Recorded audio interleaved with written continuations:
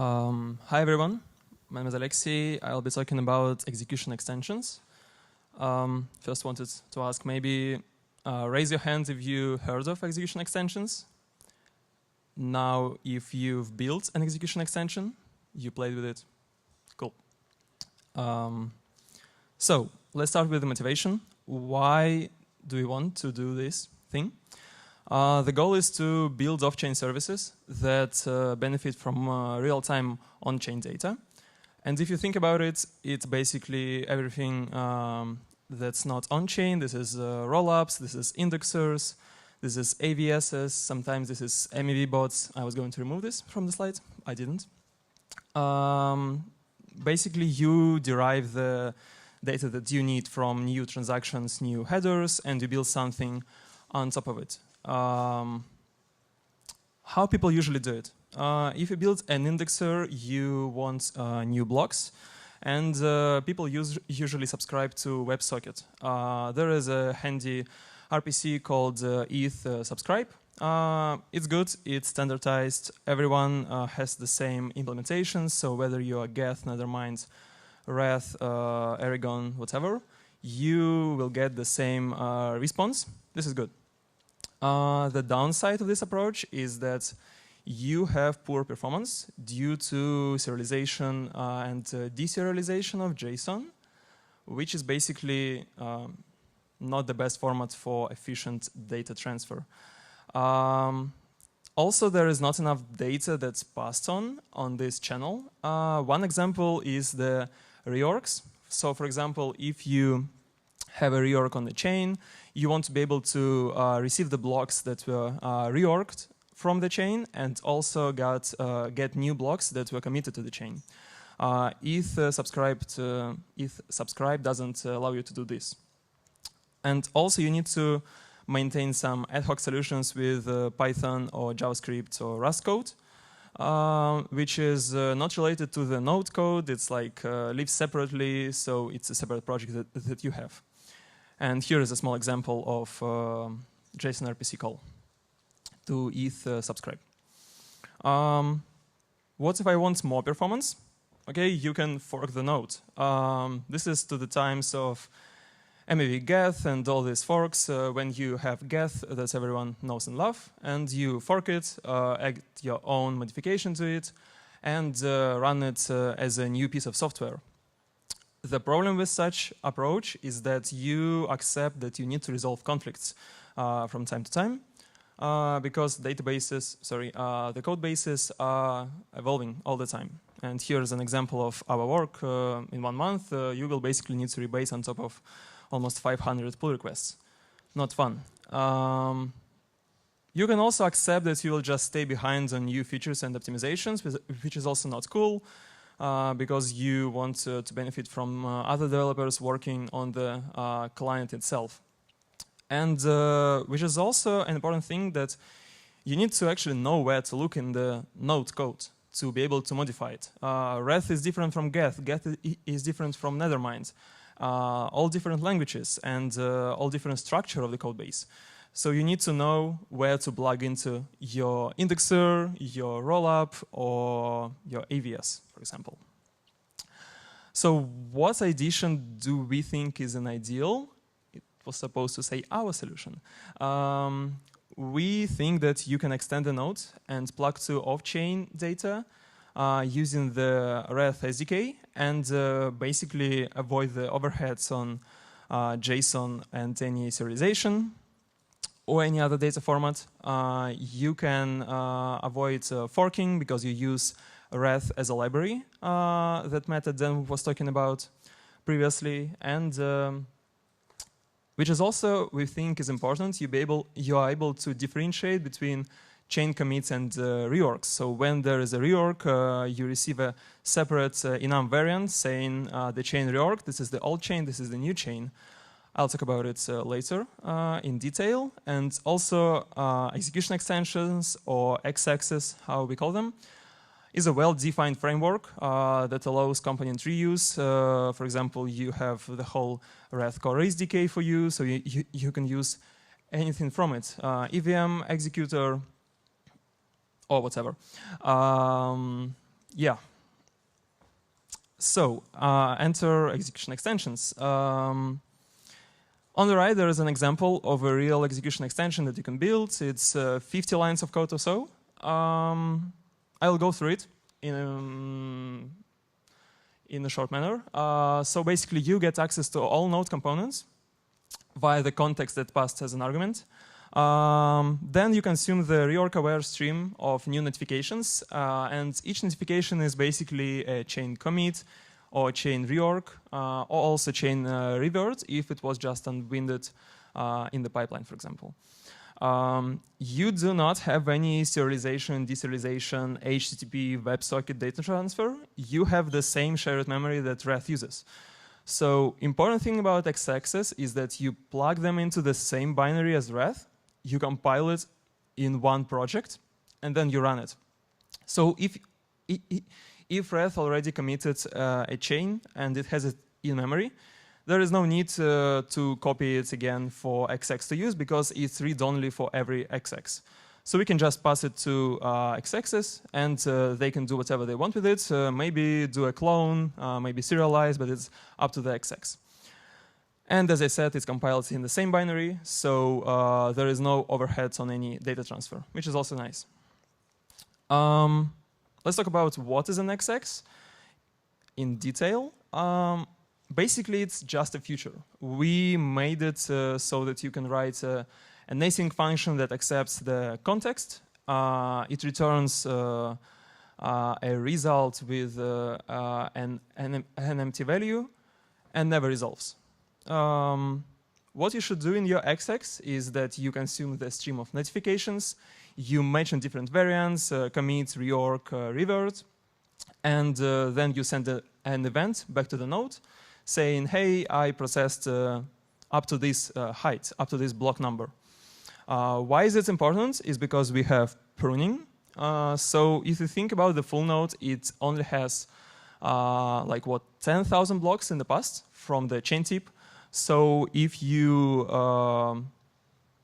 have a slower XX and you are lagging behind, you need to say up to what number of blocks in the past you processed. So we don't prune the data that you still need. And also, it's up to you whether you want to query the transaction pool, the third-party API, some other blockchains, whatever. There is only two requirements. You need to consume the notifications to drain the stream, and you need to send an event back to the node. How do you install an XX? You use the Core SDK node builder, and you can install however many XXs you want. They will all be running in the same binary, polled by the manager. And yeah, they can even communicate with each other if you want. You can have some channel for passing the information from one XX to another. Yeah, the manager. As I said, they're managed by the manager. And the manager is a thing that's responsible for sending notifications to X-Access from the node. So the lifecycle is the following. You get a new payload from the consensus client. You execute, you commit to your database of main L1 node. And then you have a chain, which is a structure that contains state diffs, try updates, blocks, headers, and you send this chain structure to X-Access. X-Access Manager also controls back pressure. So there's a question, what if I do not consume the stream of notifications?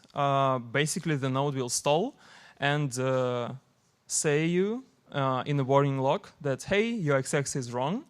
And it's an opinionated thing to do, but we think it's right because when you write an XX in your binary, you're supposed to use it. So if it doesn't work, we need to let you know about it. It also handles errors, so if XX crashes, the whole node exits, because again, we think that if you install an XX and it doesn't work, the whole process should abort. It also has some monitoring. For example, when you have another notification coming to an XX, we emit a notification, a metric to Prometheus. And you can see in Grafana how many notifications you received, how many events you sent for every XX. Let's talk about the XX context and what's inside it. So as I said, this structure is passed inside your XX. Every XX receives a context, and the main thing here is the stream for new notifications that you need to consume. I'm not sure how to do it.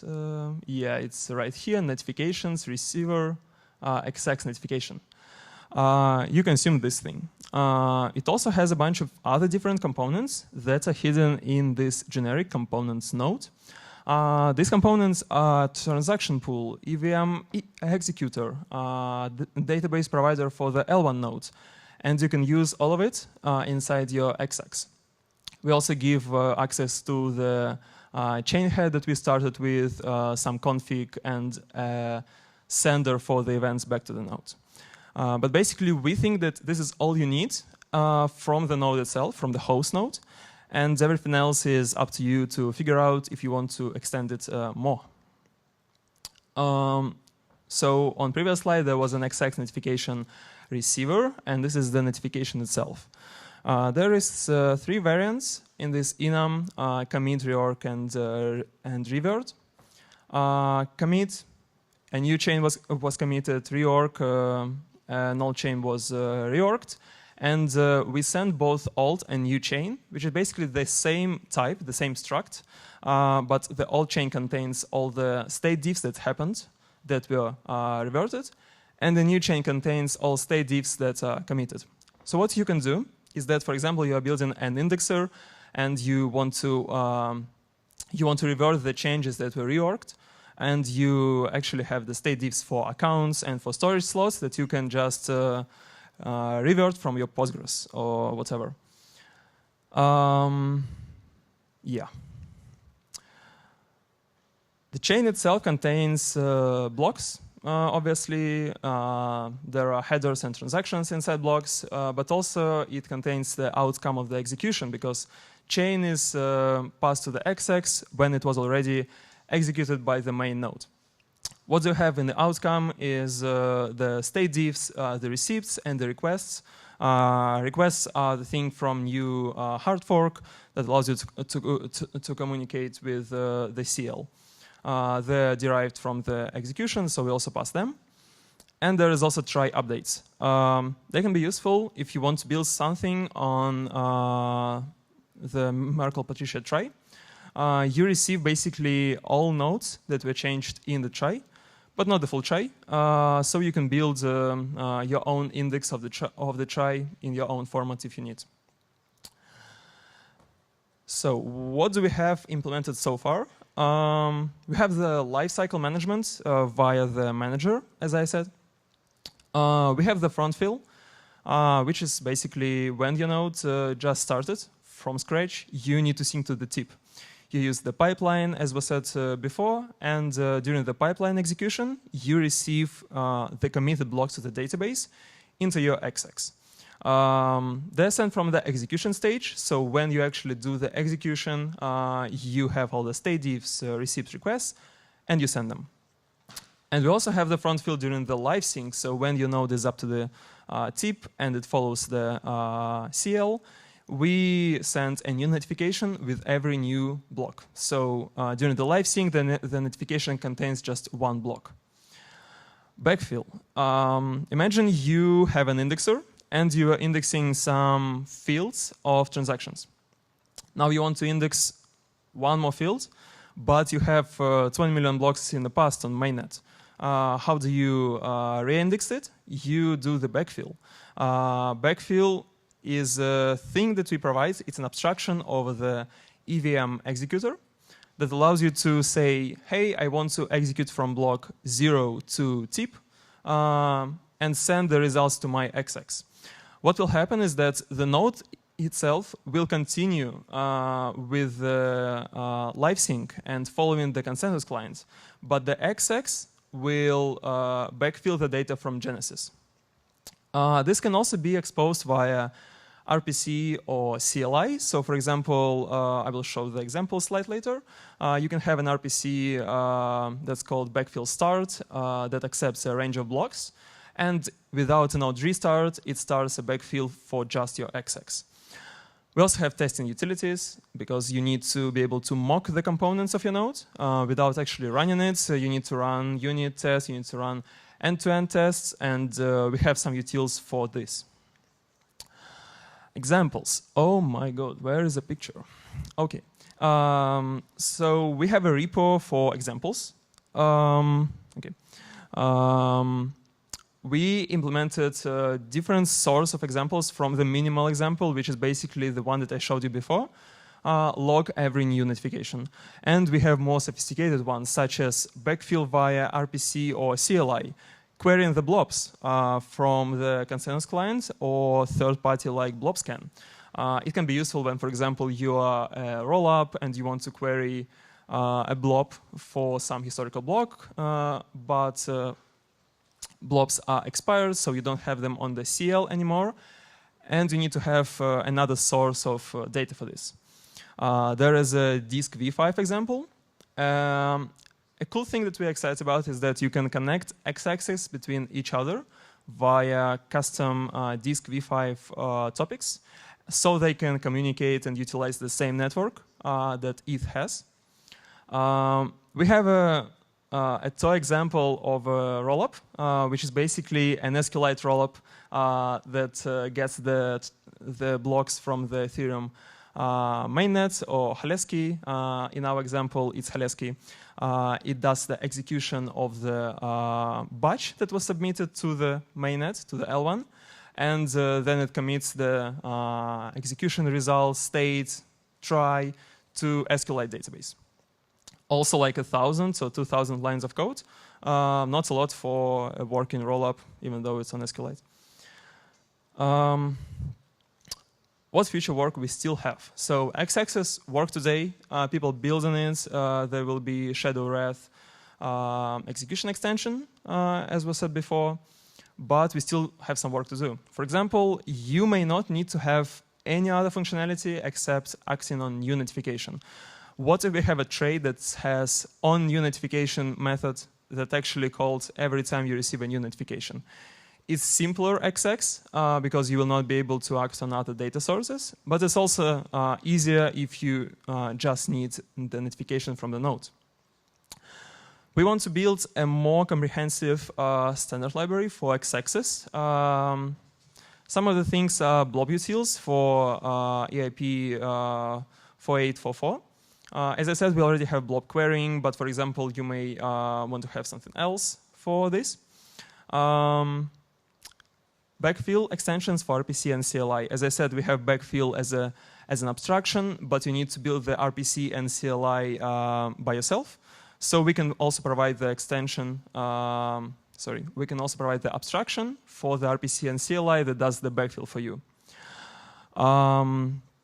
And the last one is disk v5. We also want to provide you a way to expose a custom disk v5 topic to communicate with x-axis without diving too deep into disk v5 and how it works. Another cool thing that we're excited about is dynamic loading of x-axis. So as I said before, x-axis are compiled in the same binary. So you cannot actually have a running Reth node and somehow install an XX into it. There is a cool idea with dynamic libraries. They're like .iso, .dilib, DLL on different platforms that you can install into an already running binary. There is a project, there is a part of the Solana client called Geyser. It's basically a plugin system that allows you to output the data from the chain to Kafka or whatever data source. Or data warehouse, and it's done without any recompilation, which is quite cool. And we think we can do something similar. I have an example with WASM. It works in a similar way. You just call an RPC with WASM bytecode, and it starts running along your main node. And the last thing that we want to improve is observability. As I said, we have some basic metrics for x-axis, like notifications sent, events received. but we want to have more insight into RxX's stalling. Are they falling behind the main chain, etc. So a couple ideas what you can build today on this hackathon, on this small hackathon. You can build an AVS that's utilizing the disk v5 or IRO, also a cool project for peer-to-peer connectivity. And basically, it's an XX node. It's a Reth node with an XX that communicates with the same piece of software over this network. There is a toy idea, but it's a cool hackathon project for a game rollup. So there is MUD, but you can also do one with Baby, which is the game engine in Rust. So like imagine you commit some change for your game on chain, and then in your XX, you actually do this action in your game engine. You will need slower than 1 second block time, but it's not a problem. You can also have stealth addresses. We also have this as an example, but it's not finished yet. Stealth addresses is an ERC that was recently approved, as far as I know, that allows you to, I don't remember what it does, but check it out, it's cool.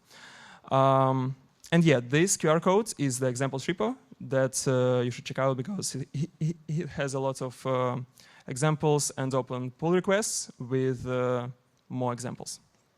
That's, I believe, it. Yeah. Thank you. Any questions?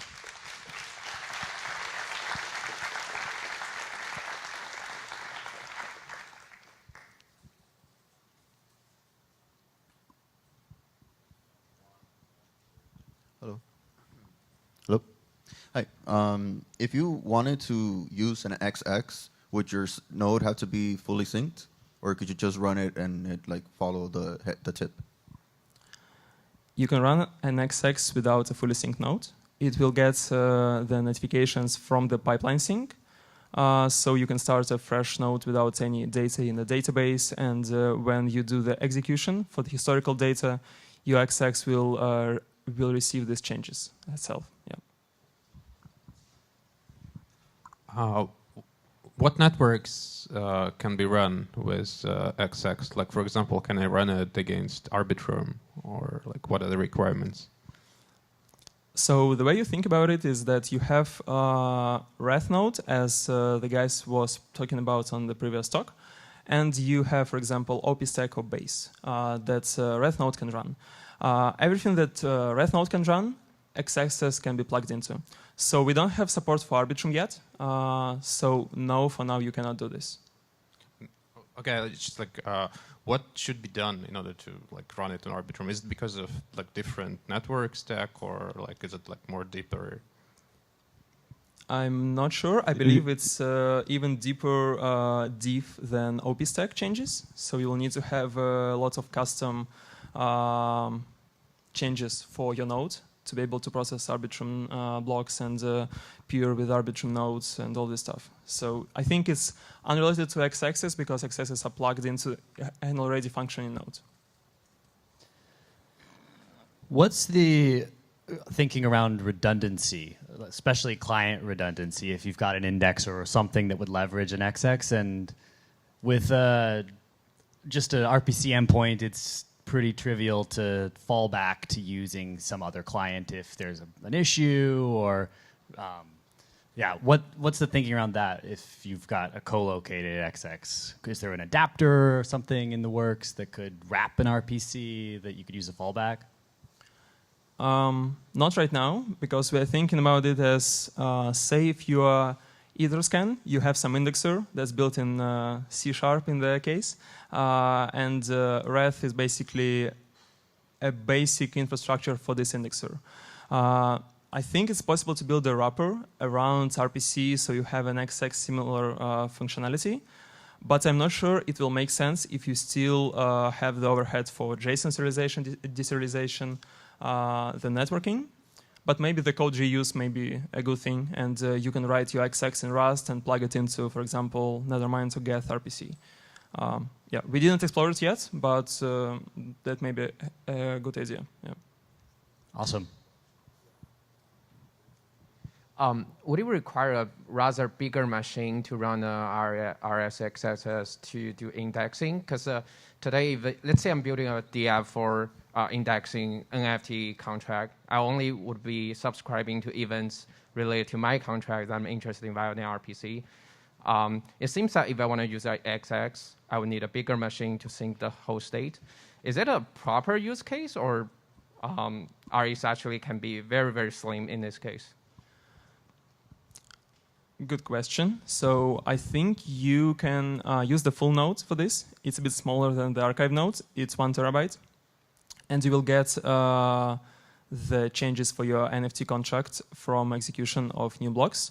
But it will still be not a lightweight node. You're right. I think in this case, the subscription to just the events of your NFT contract may be a better idea to use the RPC, not the XX, because XXs assume that you have a fully synced Reth node. There is a future where you have a Reth node running somewhere in the cloud, and you can plug into your XX into it via the dynamic library or WASM, but it's something that we are not building right now, and it's a third-party service, I think, should be. Yeah.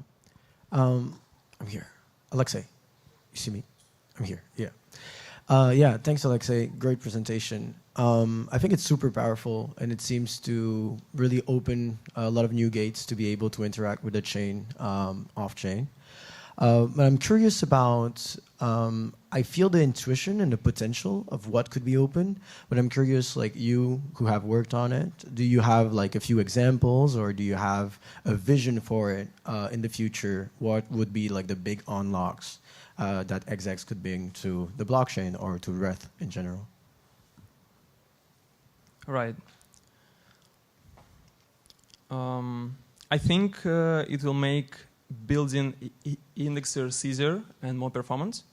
So as I said, you are kind of locked into the RPC subscriptions in lots of situations. It will allow you to query the database directly, get the blocks right from memory. So it's not an unlock in a new use case. I think it's a performance unlock and an unlock for cost saving, I would say. Yeah, I think stuff like shadow locks can be a good use case. You can build it on a regular node with a re-execution of each block. But what you will be able to do in Reth is that you are able to override the executor that main node uses, and you are able to receive the block that was executed just once with all the shadow locks emitted, or like all the traces. So it saves you, I think, on time that you need to process the blocks for shadow locks. Again, not a new use case. You can do it with RPC. Yeah. I think it's mostly about performance and the convenience. Just to offer an additional point on this, is that by running exexes, you can run 10 rollups on top of one node without having to run 40 services. So why I'm really excited for it is for people to just run mini rollups on top of their nodes without having to worry about a Kubernetes cluster orchestrating everything. So it's a nice way to like simplify the infra. Triangle. Thank you. Hi. I had a question. Earlier I saw you had like a node exposed into your executor context. Is that that node synchronized with your context? Like, for example, if there's a reorg that you haven't received yet, would that node like show like the pre-reorg state or the post-reorg state? Good question, yeah. It will show the latest state that you have, so when you query the database for the latest state, it will show you the actually latest state and not the one that you're currently working on from the notifications. You are able to get the historical state for the archive nodes via the same node provider. But yes, the latest states of transaction pool, database, payload builder will be actually the tip and not the one that you are processing.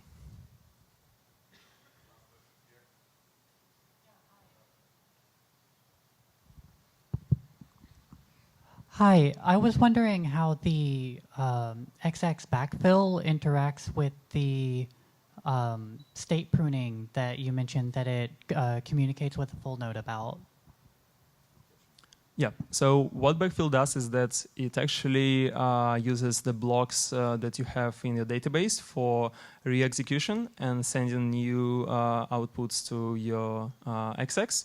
And we do not prune transactions and headers at all, because transactions and headers are needed for the health of peer-to-peer network to be able to share it with other clients.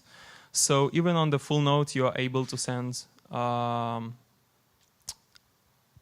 you are able to do the backfill from the Genesis. All right. One more? Okay, let's do one more. Keep it short. In the future, do you plan on supporting out-of-the-box like support for things like Parquet files or columnar databases like DuckDB for storing state? Is it about X-axis or the main node? Yeah. The main node. Yeah. The main node. We have some thoughts, ideas, what to do with the database, maybe to split it into more databases. We currently have static files format, and it's basically a columnar format for storing the append-only data like transactions and headers. So it's a customly rolled format, which is very similar to Parquet, but more efficient for point queries. Nice. Thank you. Okay, given this was short, we have one last question. Thank you so much. Quick question. Is it possible to build an OP stack with some precompile with XX of REs? ConExecs? Yeah, I mean, is it a precompile? I think precompiles sync in the sense that you have EVM and you need to get the result from a precompile immediately and not after the block execution. But ConExecs is a nice idea that the guys will talk about later, I think. But yeah, I think for precompiles in the EVM on like OP stack, you need to modify the executor and the EVM itself and not build it as an XX. Although you can have an async precompile that says like start a request and maybe then fulfill the request, and you can build the fulfillment part of the request into the XX. So you start the request for disk read, you read the disk in the XX, and then you receive the result back in the fulfill part. All right, give it up for Alexei. Thank you.